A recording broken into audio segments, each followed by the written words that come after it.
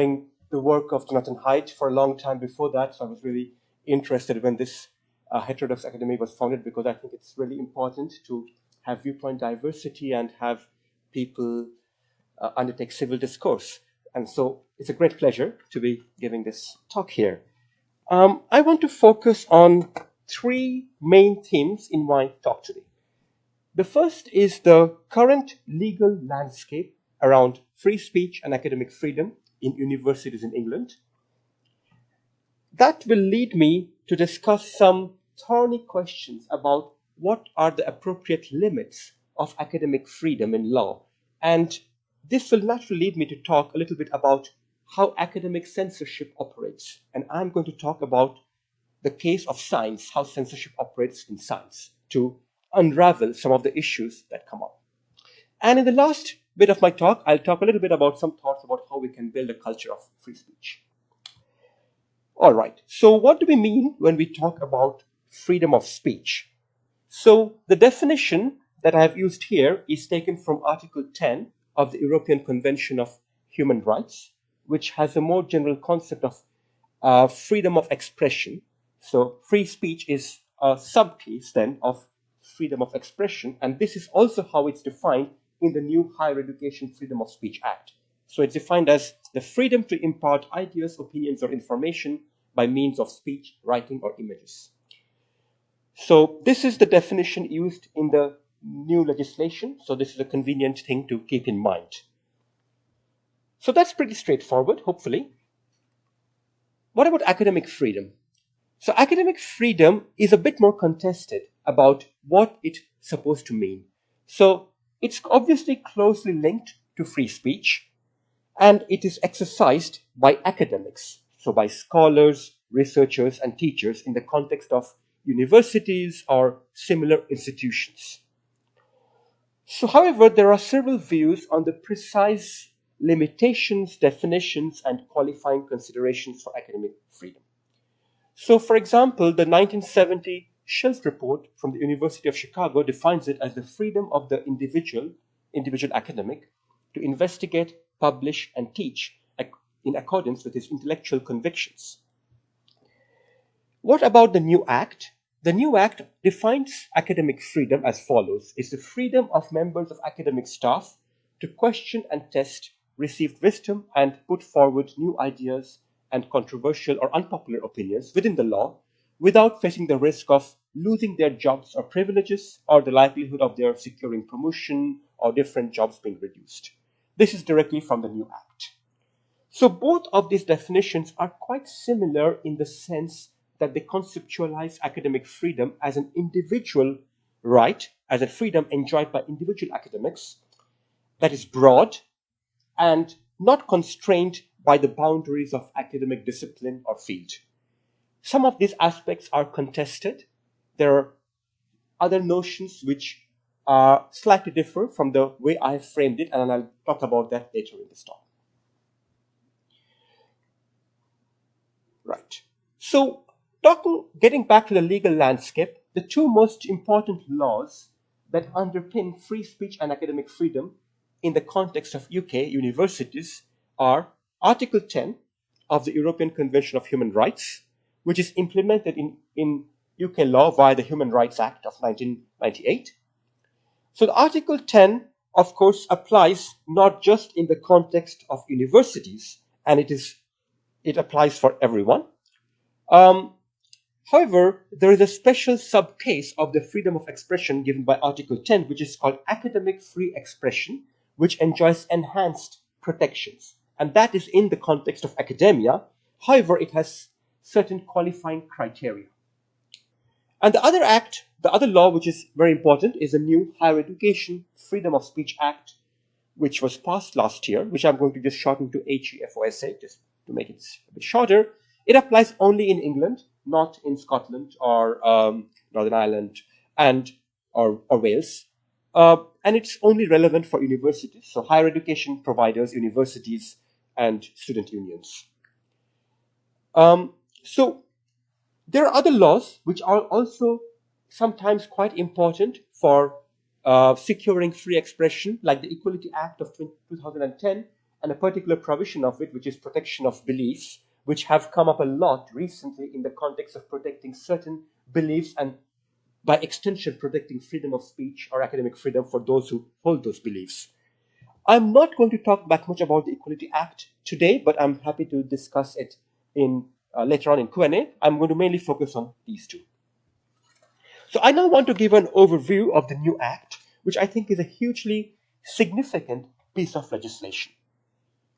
So its key provisions of the new legislation come into force from the 1st of August, at least if everything goes according to plan.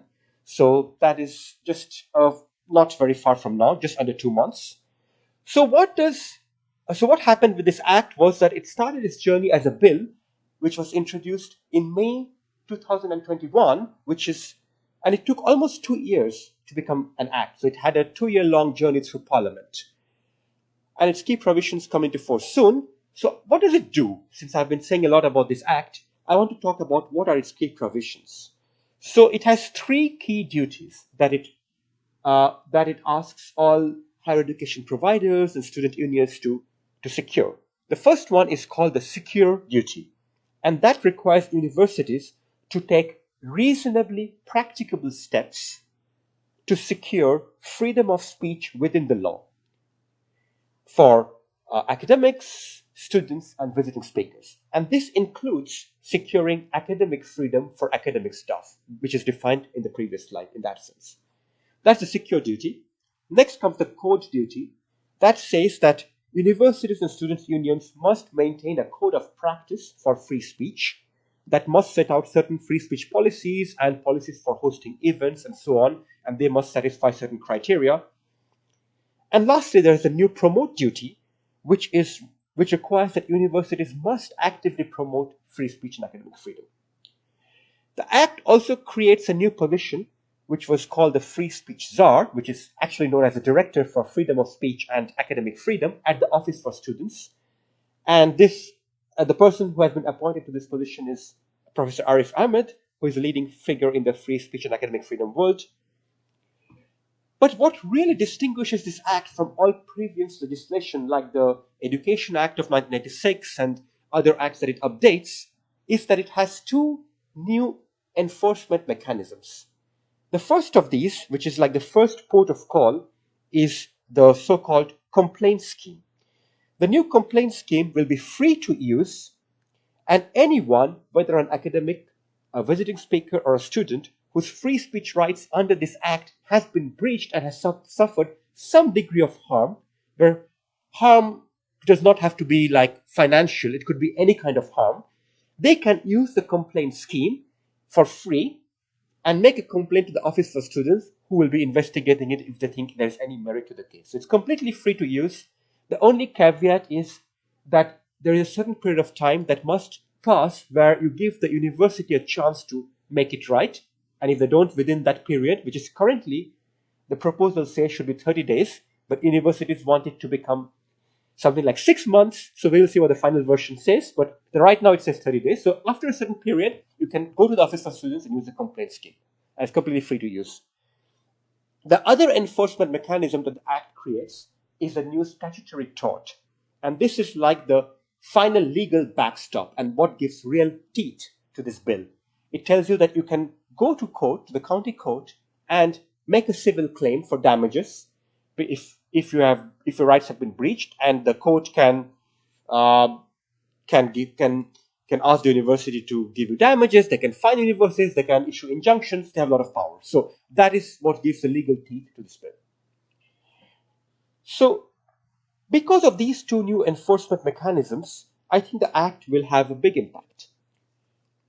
So what motivated this Act? So I want to talk a little bit about, because this Act has been quite controversial, especially in universities who really pushed back against this Act, I want to talk a little bit about the history of the Act, what motivated it. And because it has been quite controversial, I also want to say at the outset that I personally think that this Act was really necessary. And the reason is that universities have not been successfully for protecting academic freedom and free speech in the last decade. bowing too often to pressures, both internal and external. So what happened leading to the act were there some high-profile cases, like high-profile deplatforming of speakers, cancellations of speakers, and so on, which caused increased concerns about cancel culture and pressure from pro-free speech organizations to the government, especially the Free Speech Union and a think tank Policy Exchange, who had this report about the state of free speech, which was probably these two organizations made a difference to the government acting. But I think that these high profile cancellations that motivated this command paper and the act are only the tip of the iceberg. What's really been happening, I think, and in our universities is that there is often a dominant narrative about controversial topics, like controversial issues, which could be race or sex and gender or the causes of group differences or political hot button topics of various kinds. And often on these issues, there is a existing orthodoxy or a dominant narrative, and when an academic challenges that, which one ought to be able to do in a university, there is often a backlash. And universities have not been, in those cases, protecting the academic freedom of the people who take the opposing view. There have been cases where academics have been disciplined, they have been fired in some cases. But what is even bigger, I think, is that this leads to a chilling effect for the rest of us. So a 2017 poll by UCU found that more than 1 in 3 UK academics was self-censoring. And this is a poll from 7 years ago, and I'm sure things got a lot worse over the next few years after that. And I think this is a big deal because in a university you should be able to freely express your views and explore controversial issues without fearing that you're going to lose your job or that you're going to not get promoted if your views are not aligned with the dominant narrative. And some people say, all right, it's just 1 in 3, and if you survey students, it's like 1 in 7 who are saying that they are self-censored. So maybe the majority are not affected. That might be true, but obviously the views that need protecting are typically minority views, because if your views are aligned with the dominant narrative, you're not going to face a backlash almost by definition. And Arif Ahmed, who is the new director for free speech and academic freedom, gave a talk at King's College last year where he had this very, I think, important quote that free speech is and always has been a counter-majoritarian principle. It is literally there to protect minorities. So, and he gave a very useful metaphor, I think, that saying it is okay that self-censorship only affects a minority is like saying it's okay that poor healthcare only affects people who are unwell. So, going back to what happened with the bill. So, as I said, the bill started its journey in May 2021. It faced a pretty bumpy ride. It took over a year to get to the House of Lords from the House of Commons, where it faced quite significant opposition, with the statutory tort, which is like the legal backstop, proving to be the most controversial part of the bill. And that is not surprising because that is the provision that gives reality to the bill. University administrators rightly feared that if they lost a case at the county court, it could be both financially and non-financially very damaging. Just to give an example, from the debate in Parliament, I remember watching the debate and someone was saying that, okay, you have a tort under the Equality Act, and a single case could cost the university over £100,000 if they lose it. So we're going to face a lot of these. So that's exactly the point. It creates an incentive for universities to protect free speech and not be on the losing end, which is quite easy to do if you protect free speech. So they fought back against it, and the House of Lords has a lot of members who have quite close connections to university higher management. Some of them have been in high-ranking university positions, so that may have been the reason why they got more traction at the Lords. But anyway, on 7th December of 2022, the House of Lords voted to completely remove the statutory tort from the bill. They're like, we don't want this. The complaint scheme is enough. Otherwise, it's just too much bureaucracy. We are going to vote against it. So that was a difficult period in the bill. And that was also the point where I personally got involved in the whole world of free speech and academic freedom, because until then I was just a passive observer, just reading the news and so on, but hadn't done anything in academic freedom. But once the statutory tort got removed, I kind of instinctively sent an email to the Free Speech Union, which was campaigning for the legislation, and I wrote is there something I can do to help? Because I thought it was a huge setback, and I think it would have been a huge setback if the statutory tort did not make it to the final version of the bill. So I got a reply from the person who runs it saying, all right, what you could do is you could write a letter, get some signatures, send it to the minister. That might help. I don't know.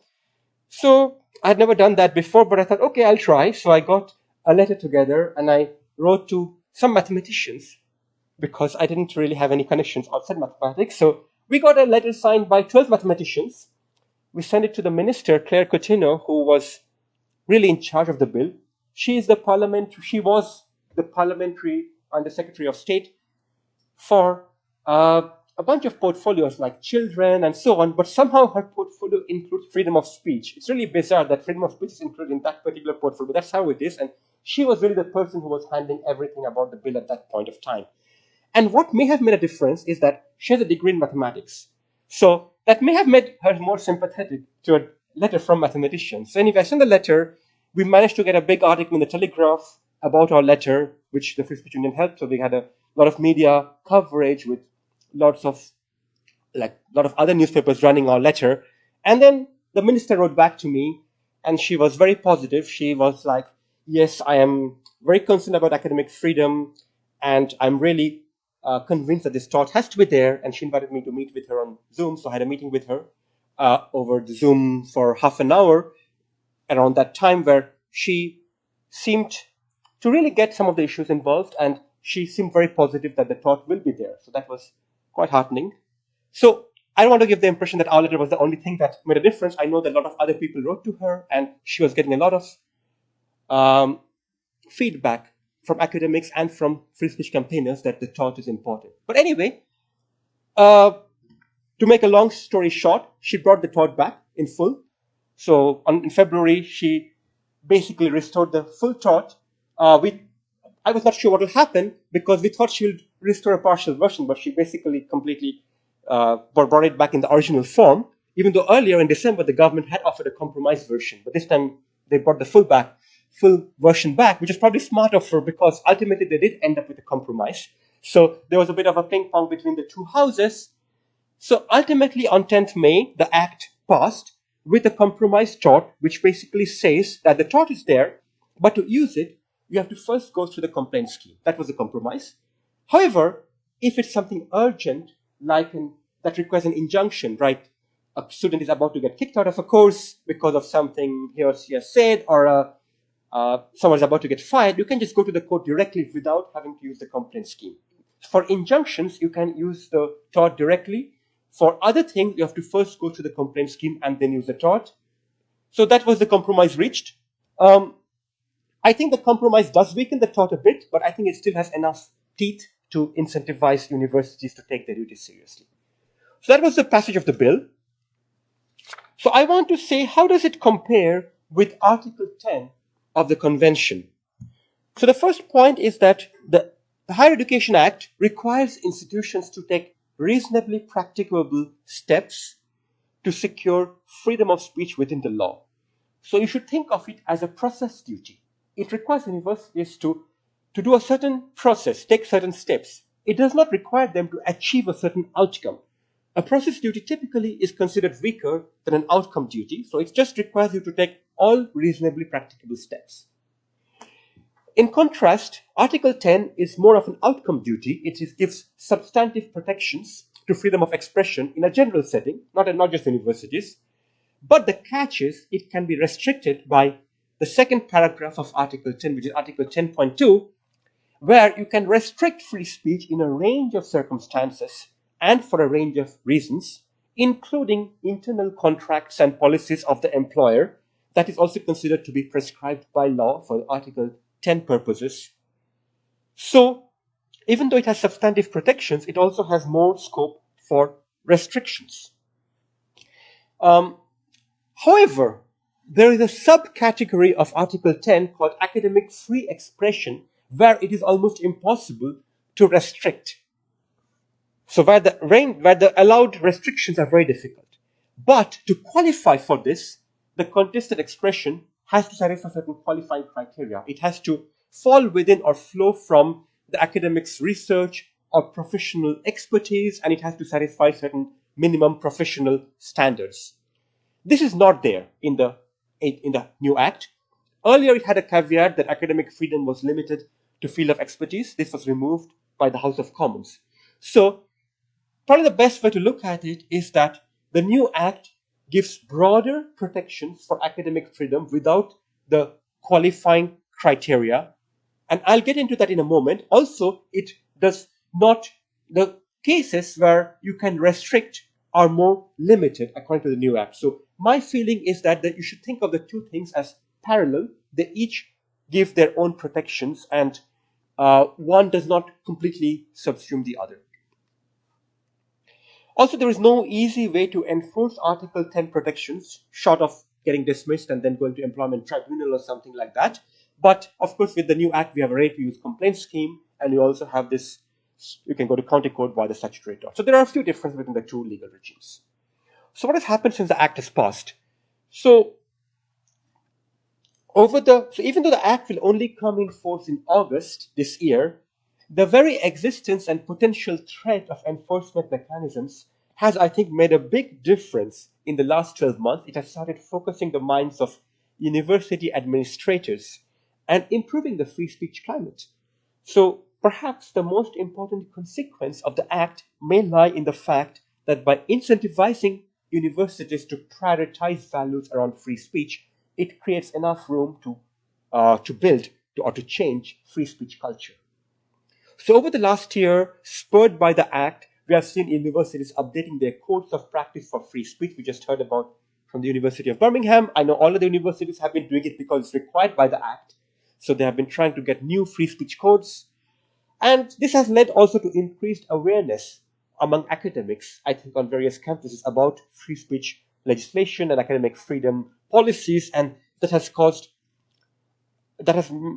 led to a remarkable number of new organizations being set up around free speech and academic freedom, which has, I think, partly been due to this new act and all the excitement around it. So this brings academics together who have an interest in these issues, and that has been definitely a positive development. The other thing that has happened is that we have now a director for free speech and academic freedom, Professor Arif Ahmed, who was a professor at Cambridge before taking up this new position. In my view, he is a brilliant choice for this position. And under his leadership, the Office for Students has taken a very robust approach to the implementation of this act. In fact, it released its draft guidance for consultation for the complaint scheme in December last year, and for the secure duty and the code duty in March this year. These went through a consultation period, which they have now received, and we were expecting them to give the final versions next month, but due to election being now declared, that as a public body, they're not allowed to release anything during the election time. So we have to wait until the election results to get the final versions of the guidance.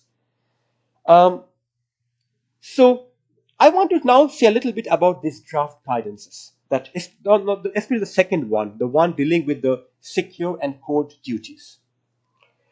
So that's the draft Office for Students regulatory advice that they released in March, and where the consultation ended just last month, and that we are going to, in fact, this month, where they're going to release the final version shortly after July 4th, hopefully. This draft is extremely robust and extremely pro-free speech. It's very rare that I would say something like that, but it was pretty amazing to read it. If this version survives, especially given that we might have a new government, and is implemented, I think it will make a huge difference to how universities implement and approach issues of free speech and academic freedom. So remember, what does this guidance do? So remember, I said a little while ago that the new act requires universities to take reasonably practicable steps to secure freedom of speech within the law. So that's two phrases that need understanding. What is freedom of speech within the law, and what does reasonably practicable steps mean? And that's what this guidance does. It explains or gives the Office for Students' view of these two phrases and what they mean. So first, let me go to what it means by freedom of speech within the law. The Office for Students Guidance under Arif Ahmed takes the view that it makes it absolutely clear, in fact, that all speech is lawful unless restricted by law. And steps to secure speech must be taken if it is lawful. It further makes it clear that if a step to secure lawful speech is reasonably practicable, then it must be taken. So taken together, it's a remarkably strong interpretation of the phrase freedom of speech within the law, which goes beyond what a lot of people were expecting, including many legal experts. So it went beyond expectations. It gives absolutely no scope for universities to impose their own restrictions on free speech, like Article 10.2 would have allowed them to. Remember, ECHR, European Convention, allows universities to have their own restrictions if they're reasonable, proportionate, etc. This interpretation does not allow to do that. It says as if it's reasonably practicable to do something, you must do it. The next bit is, of course, what do you mean by reasonably practicable? Because that's where the rub lies now, because you're saying everything has to have some steps being taken, right? So it gives numerous guidelines, and 30 examples to illustrate the kind of steps that universities must take. So it's a very interesting document. I encourage everyone to read it. So some of the examples are of reasonably practicable steps. Universities must not require things like diversity statements in hiring or promotions, or anything that might require adherence to a particular political viewpoint, or anything that might be interpreted that way that would disadvantage holders of a particular view. It must not require any endorsement of controversial viewpoints in any kind of staff training. There can be no blanket ban on things like misgendering. It must ensure that academic freedom always trumps reputational concerns. It must ensure things like research ethics processes, which has been traditionally considered something that is part of the university's domain. It also talks about that and says those must not hamper academic freedom. It requires key decision makers to get mandatory training in free speech. It says that if there is any kind of public pylon or social media, etc., attacking someone, universities must promptly reject them and distance themselves from it. Any policies that might regulate speech, protest, etc., must not be dependent on the viewpoint. It must be completely neutral with respect to viewpoint. And there's a lot more about overseas arrangements that might inhibit free speech. So it is very pro-free speech in many ways. And obviously it has been quite controversial. The day after this document was released, the UCU released a statement saying the Office for Students must be abolished. So obviously now we're having a new election. It might lead to a new government. We are going to see what happens to this current implementation of the Act as planned, whether the August 1 version keeps the current guidance in the same form, whether it's delayed or not. I don't have a crystal ball, but legally, the legal steps to start it on August 1st has been laid through a statutory instrument that was laid on April 25th. I was trying to understand how statutory instruments work. I'm not really a lawyer, but it's easy to look up. You have 40 days after the statutory instrument to stop it, but it has not happened for decades. It's supposed to be very rare. Out of the 40 days, 35 days have passed. So in principle, there are 5 days left for the new parliament to stop the implementation, but that would be a pretty extreme step to take. What might be more realistic is that they might pressure the Office for Students to delay. If there's a new government, to delay it, we'll find out, but that's how things are. So I want to now, as mentioned earlier, I want to dig a little bit deeper into one particular point in the guidance, which has aroused particular controversy from a legal angle. That is, what does freedom of speech within the law mean? So, as I mentioned, it says all speech is lawful within the law. Any restriction must be set out by law. So some have contested this guidance, which differs from Article 10 jurisprudence. So, as I said, under Article 10, Part 2, employers can restrict speech through internal policies. And some experts, including some legal experts, have claimed that because the Human Rights Act says that all UK law must be interpreted compatibly with the convention, what that means, according to these legal experts, or according to some legal experts, is that the Office of Students had it wrong, that they must allow for Article 10.2 interference in their guidance. There's an article here that appeared in Times Higher Education about how it goes too far. Other legal experts think the Office of Students has it correct. So, in my view, the current interpretation is correct, but it might be legally challenged. The reason I believe it's correct is, first of all, while Parliament chose to define freedom of speech in accordance with Article 10, Part 1 of the Convention, it chose not to use Article 10, Part 2 for defining what within the law means. So that's a strong argument that says that within the law actually does mean within the law. It doesn't mean something like prescribed by law, internal policy, and so on. The other main point is that if this alternative interpretation were to be taken, it would completely negate the purpose of the whole act. Because if universities are allowed to set their own policies restricting speech, there's really no point of having a new act. So it would be contrary to Parliament's intentions. Okay, we'll see what happens. We'll see if it's challenged in court. We'll see if the Office of Students keeps its current strong interpretation. But apart from legal technicalities, I want to address the following question now.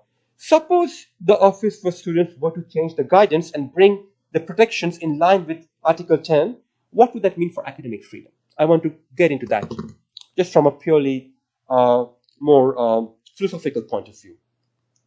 So as I mentioned earlier, European Court of Human Rights case law allows for extensive Article 10(2) interference unless it is academic free expression, which of course by case law must satisfy certain minimum professional or rigorous standards and fall within the academic's area of expertise. And in past cases, they had actually looked at what experts feel about the particular contest expression and decided using that whether that should qualify for legal protection or not. So the question that is interesting to address is this a better approach to academic freedom from a legal point of view than the approach the Higher Education Act as currently interpreted takes? To do that, I think, to answer this question, I think I'm naturally led to the second theme of my talk, which is to try and understand better how academic censorship operates, because that really helps us understand what is the better legal approach to take to protecting academics from censorship. And I want to focus on censorship in science, because it is sometimes thought to be more immune to censorship than humanities and arts. So by understanding what is happening in science, I think we get it's a perfect setting to understand, or at least form an opinion on what kind of legal limits on academic freedom are appropriate. So everyone is probably familiar with the story of Galileo. In 1616, the Inquisition asked a commission of expert theologians known as qualifiers about Galileo's theories about the heliocentric view of the universe. So 5 days later, this group determined that the view was foolish and absurd in philosophy. This was taken by who were considered experts in that era about the topics that Galileo was writing about. And this led to his later sentencing by the Inquisition, by the Church. People sometimes think that it was led by the Inquisition and by the Church, but what really set the setting was the opinion of these expert theologians who, as conditions of who gave this opinion and gave him the condition that he must not teach or write about this thing, and that prepared the ground for what happened later on. Here are some modern heretics. I'll give 2 examples. There are many more. So the first example is of Carol Hooven, a biologist at Harvard, who wrote an acclaimed book on testosterone. She's an expert in her field. She's not a tenured. She had a research position, but not tenure. So she got herself into hot water when she dared to say on American national television that there are 2 sexes, male and female, and they're designated by the kind of gametes we produced. And in the same, she immediately stressed that this does not stop us from, and in fact, we should still treat people with respect their gender identities, use their preferred pronouns. But that was not enough. It didn't stop the graduate student director of her own department's diversity, inclusion, and belonging task force from lambasting, on Twitter, of course, her, calling her transphobic and harmful. So to make a long story short, Harvard's administrators completely failed to defend her reputation or even to protect her academic freedom, and 18 months later, she resigned from her post. The other example I want to give is from the UK. It's about the postdoctoral researcher Noah Carl at the University of Cambridge, whose work drew on various fields of research in psychology, psychometrics, sociology, and economics.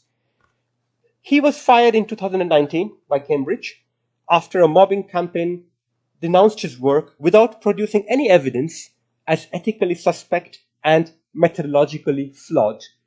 A subsequent investigation declared that his work did not have sufficiently scholarly merit and could bring the university's reputation or could harm the university's reputation. So if you look at the report, you would expect that if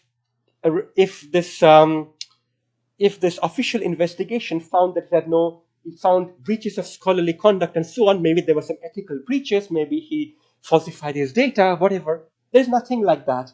The only thing you would find in the report is that his research was on problematic topics, such as he was investigating truth of stereotypes, which is, by the way, a very active area of research in much of social science.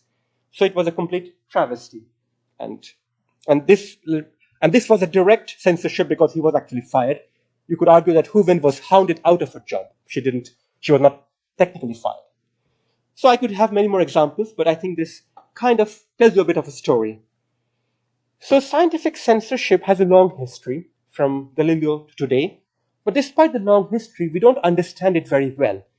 And a recent paper at Proceedings of the National Academy of Sciences, a very prestigious journal, tries to understand how scientific censorship operates. It gives a taxonomy of scientific censorship. So what kind of censorship are there? There could be hard censorship where it involves authorities exerting power, like you discipline or fire someone, for example. Or it could be soft, that could go via reputational damage, via you being ostracized by your colleagues, you're being pressurized by everyone around you, you're some kind of inhospitable atmosphere is maybe being created in your department, and so on. A chilling effect, basically. The censors could be governments, institutions, individuals, or you could just be self-censoring. Motivations, well, they could be self-protection or self-enhancement on the part of the censors. It could be pro-social, where they genuinely believe that they're trying to do good by censoring. It could be punitive, where they want to punish someone holding an opposite view. One of the most interesting findings of this paper is that censorship is most often executed by the scientists themselves, by your fellow colleagues. The censorship is typically soft, and the motives of the censors are usually pro-social. That is, they want to avoid harm. And what is really interesting is that this soft censorship by other experts is typically couched in the language of legitimate scientific criticism. And what helps is that there are many criteria that influence editorial decisions in journals, even scientific journals, that can be ambiguous and subjective. For example, the data is incomplete, the interpretation is not convincing, the fit to the journal is not perfect, and that enables scholars to exaggerate flaws or make unreasonable demands, and so on. So the greatest threats to scientific openness are kind of diffuse, and they're often impelled by pro-social concerns and by colleagues, by experts in your field. And another way soft censorship has been operating is by, it's a particularly insidious way, it's through the influence on journal policies. So this is from the Royal Society of Chemistry guidelines, where editors now must consider whether any content might have the potential to cause offense. And this is chemistry, by the way. And what matters is that the content, how it's received, it's the perception of the recipient that determines offense, regardless of author intent. That is literally taken from their policies. This is from Nature, another very prestigious journal, which everyone's heard of, I'm sure. Again, regardless of whether a research project has gone through ethics committees and has passed every ethical review you can imagine, they still reserve the right to request modifications or to refuse publications or even unpublish a paper based on content that could reasonably be perceived to undermine the rights of dignities of individuals or human groups on the basis of socially constructed or socially relevant human groupings. And this editorial in Nature is a censorship manifesto from its opening line. It starts like, although academic freedom is fundamental, it is not unbounded. And that's a very bad starting for once you start saying, but it's not unbounded, you can see where it leads to. So many of these censorship policies affect research in scientific questions on very controversial topics. The more controversial the topic, as you might expect, the more easier it is to censor things via the things I have described, through soft censorship, through pro-social constraints, through appealing to claims of rigor or lack of rigor, etc. And some of the most controversial topics in science could be things like sex and gender, race, IQ, influence of genetics on various outcomes, group differences, and so on. So an extremely important paper that I think is really important was published just a few weeks ago by Corey Clark, who is the lead author, and she's absolutely brilliant in this field of, because you might have noticed that the last paper was also, she was the lead author. So what this paper does is it actually tries to understand what do experts really believe when they're not being censored. So it surveyed psychology professors at the top 100 departments around the world, mostly in the US, but I think it was the top 100 worldwide departments. And it tried to survey them and understand their beliefs on many taboo topics. So one of the remarkable findings from this paper is that on many scientific questions where there are mainstream claims often made that there is scientific consensus, therefore any opposing claims is pseudoscience, nonsense, and can justly be denied academic freedom protections because it is not academic or not scholarly enough. It destroys this myth because it shows that on all the taboo topics, the 10 taboo outcomes it tried to survey, there was actually no consensus. Experts varied widely in their beliefs on the truth status of 10 candidate taboo research conclusions. For each, some reported 100% confidence in truth or 100% confidence in falsehood, and everyone was between, the rest were in the middle. They had to give a rank between 1 and 100. How confident are you that it's true? It was all over the place. And that definitionally tells you that there is actually no consensus on the topics or the conclusions that people are censoring based on the fact that there is consensus, therefore anyone who claims otherwise is like a flat earther in a geography department. But if you were to survey geographers about whether the earth is flat, you would not find this kind of results. So other thing was that there was widespread fear of social sanctions. The majority supported the exploration of controversial conclusions but remained silent because they are intimidated. Surprisingly, tenure did not seem to protect. People were equally afraid whether they are tenured or not, which I found surprising and a bit disappointing. The greatest contempt was for the people who cancel. So they were asked about the attitudes to various people. So if you're someone who is a part of the cancel culture, who are trying to censor, you're held in contempt, yet you're feared, and self-censorship is pervasive at all levels. It's a very, very interesting paper because it's empirical. It does not try to make a philosophical stand. It actually has solid empirical data which helps us understand how scientific censorship works. So what is the key conclusions we can draw from all of this? Well, first of all, scientific censorship by scientists or experts is widespread.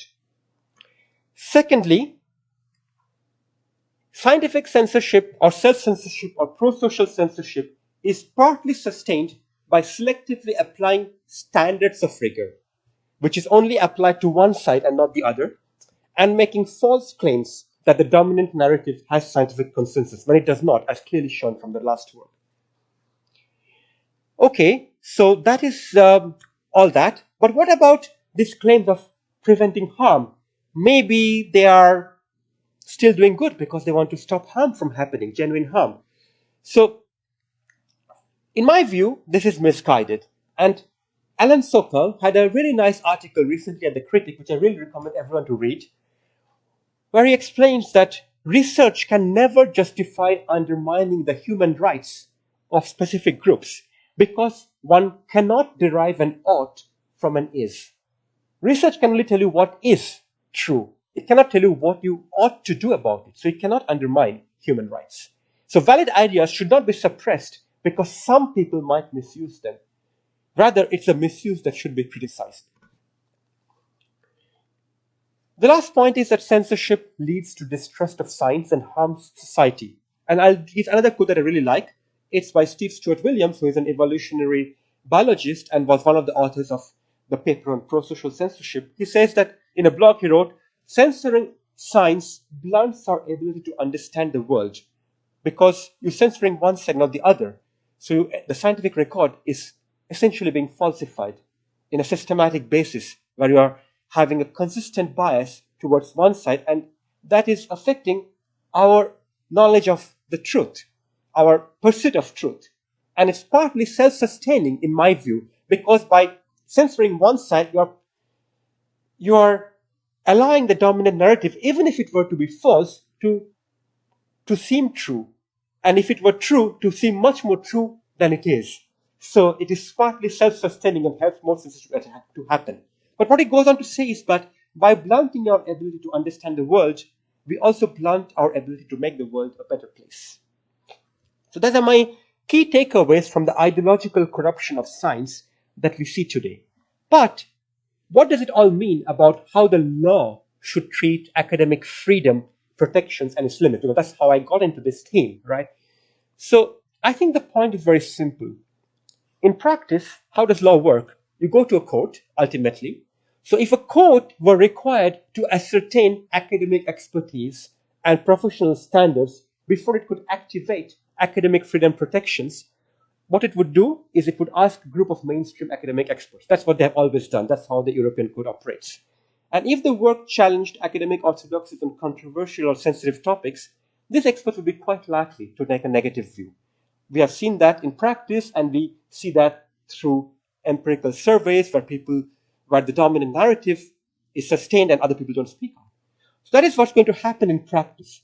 So regardless of whether you believe that academic freedom is important because it allows us to uphold academic standards and pursue truth in a rigorous manner, in practice, how it's going to be implemented is in this way. And I think if the work is genuinely challenging of orthodoxies, then will not receive protections under any standards that incorporate things like, is it scholarly enough? Is it within the academic area of expertise and so on?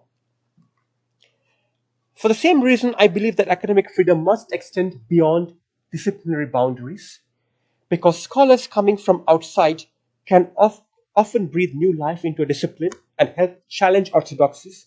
We have seen numerous examples of that. One example which might be quite relevant is of the sociologist Michael Biggs on puberty blockers, which was pretty important for the recent CAST review and so on. So he's a sociologist.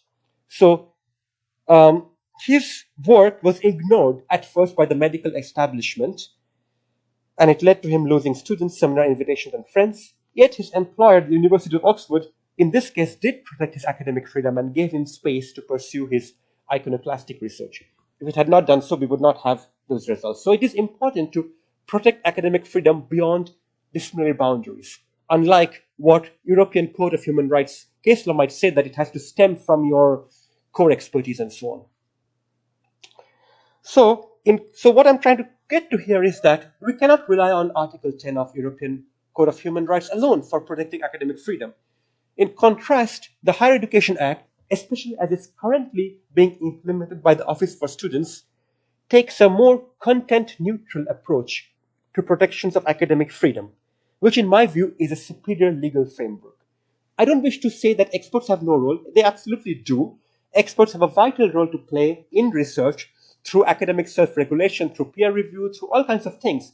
But the question here is not how important expertise is, but what we really think are the appropriate legal protections to protect academic freedom.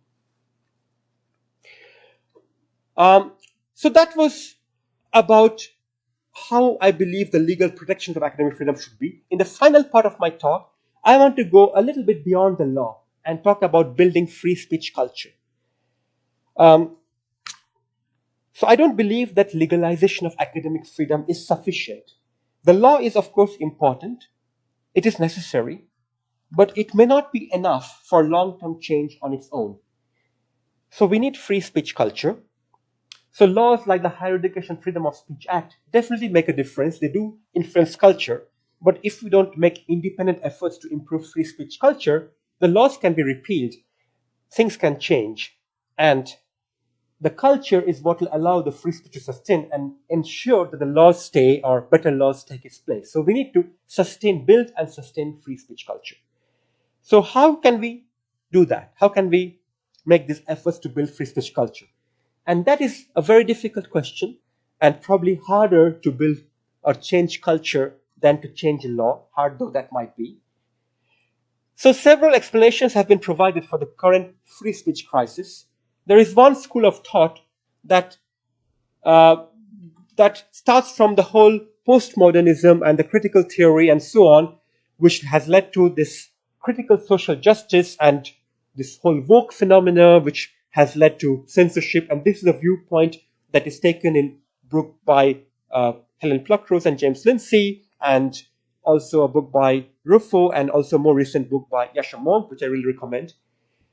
Then there's another school of thought that says it started really from law. It started from things like the Civil Rights Act in the USA or the Equality Act in the UK, where these laws, which are supposed to protect people from discrimination, they go through a concept creep, whereby any disparity in outcomes is viewed as proof of unequal opportunity. And this creates a whole structure where ultimately people, the whole DEI or EDI bureaucracy sets in, people are censored. So it's not really postmodernism to blame, but it's really the law that's to blame. Then a school of thought goes about more psychological factors, like this has been popularized by Jonathan Haidt and Greg Lukianoff in their book, The Coddling of the American Mind, and several other similar things that talks about fragility and safetyism and influence of social media and so on. There's also a school of thought that talks about the whole bureaucratic machinery at universities, the whole managerial culture which has set in. And that is empirically true. We have way more administrators now at universities around the world than we did 50 years ago. And they kind of impose this whole bureaucracy and this whole endless codes which restrict people in many ways. So my personal belief is that it's not just one or the other. They all do play a role. And I think it's interesting that they actually influence each other. I don't think there are four separate points. I think if you have psychological fragility and safetyism among students, you are going to have an environment where this whole kind of thing like the woke, or what do you want to call it, identity synthesis, critical social justice, they can flourish and they can be implemented. If you have laws, certainly it can influence culture and psychology.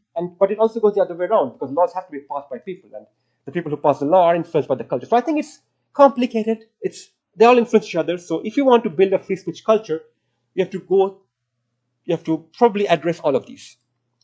So I'll just give 7 simple points. I don't claim any kind of novelty here. So the first is institutional neutrality, that institutions should maintain neutrality on matters of political debate to avoid a chilling effect. The next is a reimagining this whole equality, diversity, and inclusion kind of thing. And I think it's a very nice quote by Steven Pinker that you don't have to assume that all human groups are interchangeable to treat individual humans equally under the law. And a lot of equality policies have lost this. And I think we need to reimagine EDI and DEI policies that they emphasize academic freedom and are evidence-based, which often they are not anymore. We have to revamp the academic publishing process, which is something emphasized in the pro-social paper, open science, transparent peer review, clarifying trade-offs. I can get a bit more into that. The next 2 points are about fostering a free speech community, having networks of people and having events like this, having events about academic freedom that bring people together, they help build awareness. We have to foster viewpoint diversity and anti-fragility. I think they go kind of together to some extent, because many of us live in these intellectual monocultures, and so we need to actively seek out and promote viewpoint diversity. And we need to build anti-fragility in young people so that they can disagree well. The last 2 points are, what can we do as individuals? We can work within the system, we can respond to consultations, write letters, and so on. My own experience tells me that those things can be effective, and I really encourage everyone to do that. And in doing so, we need to, I think, be principled, because the values of free speech protect all of us. And if you only support freedom of speech for one side and not the other, you're not actually supporting freedom of speech. And it is going to harm the movement in the long run. So I think we need to seek out new allies, but we must trace true to the core principles of free speech. So I'll just conclude now. So just to summarize the main things I said today. The new act is a major piece of legislation which will have, I think, a big impact. Scientific censorship is widespread, misguided, and harms science and society. In my view, protections of academic freedom in law must be broad and not be contingent on supposed core expertise. And lastly, law is not enough. We need to build a free speech culture through individual, institutional reforms and things we can do as a community. So I want to end with a quote by Marie Curie. Nothing in life is to be feared, it is only to be understood. Now is the time to understand more, so we may fear less. Thank you.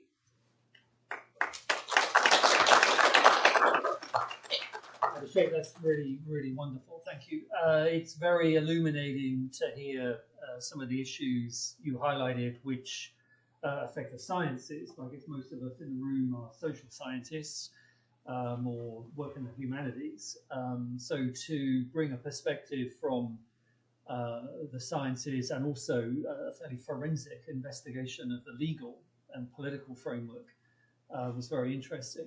I mean, I got the message, or drew the inference, that actually we are on the cusp of a particularly